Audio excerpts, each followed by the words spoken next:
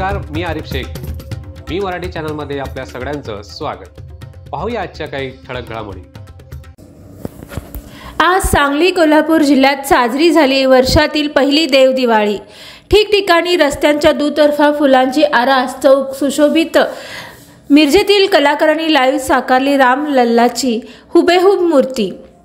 आज दुपारी 12:30 रामलल्ला अयोध्यात स्थित राम जन्मभूमी ठिकाणावर बांधण्यात आलेल्या राम मंदिरात स्थानापन्न झाले आणि संपूर्ण देशात रामनामाचा जयघोष सुरू झाला.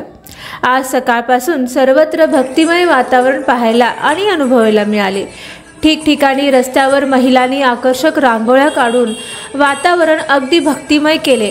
काही ठिकाणी आजचे अयोध्येतील प्रक्षेपण लाईव्ह दाखवल्याने अनेक रामभक्त समाधानी होते, तर काही चौकांमधून मोठ्या श्रीराम मूर्त्या ठेवल्या गेल्या.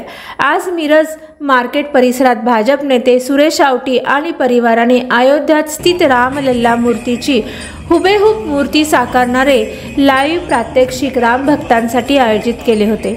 10 फूट इतकी रामलल्लाची मूर्ती इथे साकारणारे अमोल सूर्यवंशी आणि रसिका लाटणे या दोघा युवा मूर्तिकारांचे सर्वत्र कौतुक होत आहे.